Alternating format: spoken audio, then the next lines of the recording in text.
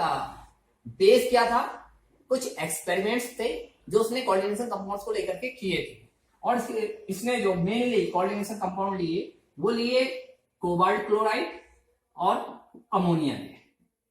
उसने cobalt chloride और ammonia को डिफरेंट स्टोइचोमेट्रिक रेशियो में मिक्स करके इनकी एक सीरीज ऑब्टेन की थी। इस सीरीज को मैं यहां पर बता रहा हूं। COCl3 6NH3,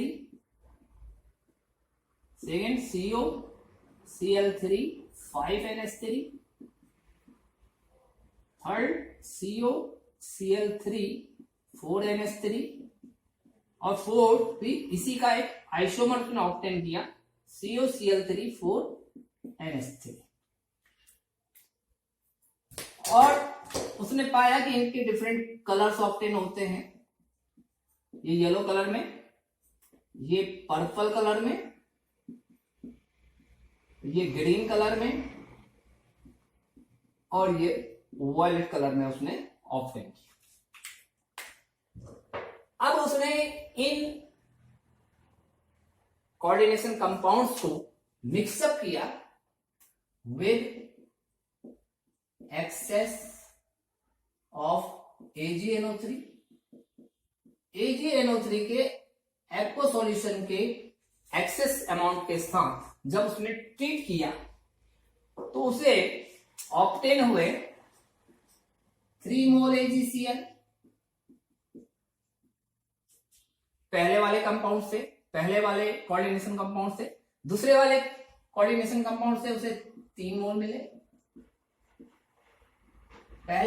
तीसरे वाले से उसे 1 मोल AgCl ऑब्टेन हुआ, और चौथे वाले से भी उसे 1 मोल AgCl ऑब्टेन हुआ। जब ये होना क्या चाहिए था,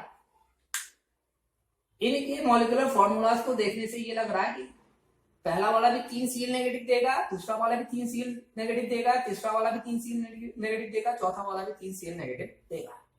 तो 3 Cl नेगेटिव मिल रहे हैं, तो ये 3 मोल AgCl पहला वाला भी देगा, दूसरा वाला भी देगा, तीसरा वाला भी देगा, चौथा वाला भी देगा। तो एक्सपेक्टेड जो हमारा रिजल्ट था वो था 3 मोल AgCl ऑब्टेन होने चाहिए थे, लेकिन एक्सपेरिमेंटली क्या हुए, यहाँ 3 मोल, यहाँ 2 मोल, यहाँ 1 मोल, यहाँ 1 मोल। इनके आधार पर उसने कुछ कंक्लूजन निकाले और उन्हीं के बेसिस पे अपनी कोऑर्डिनेशन थ्योरी को डेवलप किया। तो ये 3 मोल AgCl का बनना क्या बता रहा है, ये बता रहा है कि 3 Cl मिलने चाहिए जब इस कोऑर्डिनेशन कंपाउंड को डिसॉल्व किया जाएगा AgNO3 के एक्वा सॉल्यूशन में, और बाकी एंटिटी आपको मिलनी चाहिए 3 Cl नेगेटिव पहले वाले केस में, दूसरे वाले केस में आपको 2 Cl नेगेटिव मिलने चाहिए, तीसरे वाले में आपको 1 Cl नेगेटिव मिलना चाहिए, और इसी प्रकार चौथे वाले में भी 1 Cl नेगेटिव मिलना चाहिए। तो इसको समझाने के लिए उसने कहा ये जो 3 Cl नेगेटिव है ये एक्चुअल में केवल और केवल किससे जुड़े हुए हैं, प्राइमरी वैलेंसी के द्वारा जुड़े हुए, यानी आयनिक बॉन्ड के थ्रू जुड़े हुए थे, किससे, मेटल एटम। तो इसलिए ये क्या हो जाता है, आयनाइज्ड हो जाते हैं, इसी को उसने कहा प्राइमरी वैलेंसी। अब उसने कहा बाकी पोर्शन क्या होता है, इनके अलावा 3 Cl के अलावा बाकी जो है वो क्या करेंगे, वो मेटल एटम के सराउंडिंग में स्पेशल एडेंडेंट फॉर्म करेंगे और वो केमिकली बाउंडेड होंगे। तो केमिकली बाउंडेड कितने हैं, 6 आपके पास NH3 के हैं, तो CONH3 होल ऑफ 6 आयन मिलेगा आपको। ये 3 Cl नेगेटिव तो काउंटर आयन है, तो इसलिए +3 यहां चार्ज होगा। तो उसने कहा ये कोऑर्डिनेट आयन मिलेगा या कॉम्प्लेक्स आयन मिलेगा। और ये कॉम्प्लेक्स क्यों मिल रहा है, क्योंकि ये क्या है, केमिकली बाउंडेड है इससे। तो सराउंडिंग में कितने हैं, 6 हैं। तो सेकेंडरी वैलेंसी को उसने यहीं से सेकेंडरी वैलेंसी को इंट्रोड्यूस किया और कहा कि ये जो 6 NH3 हैं ये कोबाल्ट के साथ सेकेंडरी वैलेंसी के संदर्भ में जुड़े हुए हैं और ये केमिकल बॉन्ड के द्वारा जुड़े हुए हैं, इसलिए ये आयनाइज्ड नहीं होंगे। ऐसे ही दूसरे वाले केस में 2 Cl नेगेटिव, बाकी देखिए CONH3 होल ऑफ 5 और Cl। अब यहां भी देखिए कोबाल्ट के सराउंडिंग में 5 NH3 और एक क्या है, Cl नेगेटिव आयन। इसी प्रकार थर्ड वाले के लिए उसने कहा CONH3 होल ऑफ 4 Cl2 और फोर्थ वाले में भी सेम सिचुएशन,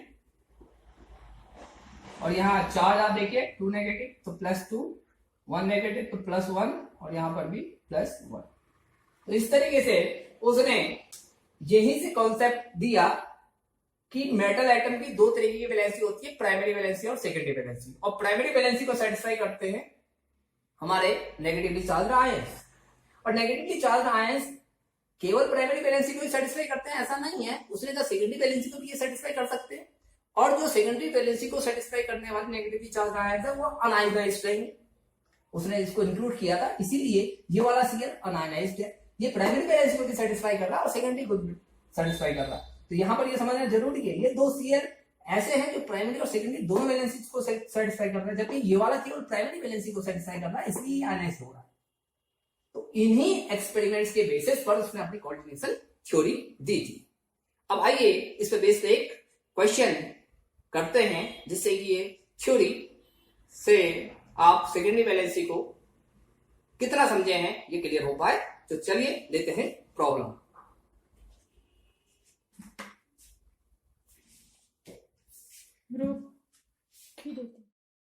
जैसा कि हमारी प्रॉब्लम है, on the basis of following observations find out secondary valency of metal in following compounds.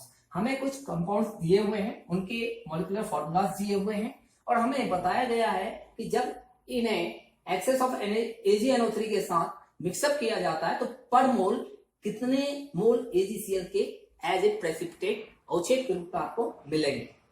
PdCl2 of NH3 से मिलने वाले AgCl के मोल 2 दिए हुए हैं, और आपसे कहा जा रहा है फाइंड आउट कीजिए सेकेंडरी वैलेंसी को। तो देखिए जिस प्रकार से अभी वार्नर के द्वारा किए गए एक्सपेरिमेंट और उन एक्सपेरिमेंट के आधार पर प्राप्त हुए कंक्लूजन्स के आधार पर मैंने आपको समझाया हुआ था कि किस तरीके से उसने प्राइमरी वैलेंसी और सेकेंडरी वैलेंसी को दिया अपने थ्योरी में, उसी का इस्तेमाल यहां पर हम करेंगे। जैसा कि दिया गया 2 मोल AgCl के प्राप्त हुए, तो 2 मोल AgCl बनाने के लिए क्या चाहिए, 2 Cl नेगेटिव चाहिए। 2 Cl नेगेटिव अगर आयनाइज्ड होंगे PdCl2 और NH3 से तो ही क्या होगा, 2 मोल AgCl का फॉर्मेशन होगा। इसका मतलब ये हुआ कि ये जो 2 Cl हैं और जो 4 अमोनिया के मॉलिक्यूल्स हैं, इनमें से केवल 2 Cl केवल और केवल प्राइमरी वैलेंसी द्वारा जुड़े हुए हैं। किससे, मेटल एटम के, तभी तो ये लिबरेट होंगे। तो ये केवल प्राइमरी वैलेंसी, और बाकी जितने भी हैं इसके अलावा 2 Cl को छोड़ दिया जाए तो शेष क्या है, वो सेकेंडरी वैलेंसी को सेटिस्फाई कर रहे हैं। वो केमिकल बॉन्ड के थ्रू किससे जुड़े हुए हैं, मेटल एटम के साथ जुड़े। तो यहां पर देखिए 4 थे हमारे अमोनिया के मॉलिक्यूल और 2 थे हमारे पास Cl नेगेटिव आयन, और 2 Cl नेगेटिव आयन आयनाइज्ड हो रहे हैं, सॉरी आयनाइज्ड हो रहे हैं। तो इसलिए ये 2 Cl आयनाइज्ड होने की वजह से केवल और केवल प्राइमरी वैलेंसी को सेटिस्फाई कर रहे हैं। अब बचे क्या, 4 अमोनिया के मॉलिक्यूल्स, यही क्या करेंगे, सेकेंडरी वैलेंसी को सेटिस्फाई करेंगे। तो यहां पर मैं टेबुलेशन कर दे रहा हूं सेकेंडरी वैलेंसी। तो सेकेंडरी वैलेंसी आप इजीली बता सकते हैं, सेकेंडरी वैलेंसी क्या हो जाएगी 4, क्योंकि 4 अमोनिया के मॉलिक्यूल ही सेकेंडरी वैलेंसी को क्या कर रहे हैं, सेटिस्फाई कर रहे हैं। अब सेकेंडरी कंपाउंड में आते हैं, NiCl2 6s2। इस केस में देख रहे हैं 2 मोल AgCl बन रहे हैं, तो इसका मतलब भी क्या है कि यहां पर भी 2 Cl नेगेटिव आयन ऑब्टेन होने चाहिए NiCl2 6s2। इसका मतलब ये 2 Cl क्या कर रहे हैं, ये प्राइमरी वैलेंसी के द्वारा जुड़े हुए हैं मेटल एटम के साथ।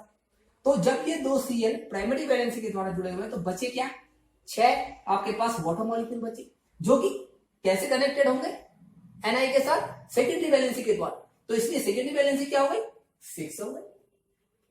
इसी प्रकार थर्ड वाले एग्जांपल में देखिए, इसमें आपको कोई भी मोल नहीं मिल रहा है AgCl का, तो इसका मतलब आयनाइज्ड Cl नेगेटिव आयन कोई भी नहीं है, तो इसका मतलब ये Cl भी क्या है, सेकेंडरी वैलेंसी के द्वारा बाउंडेड है।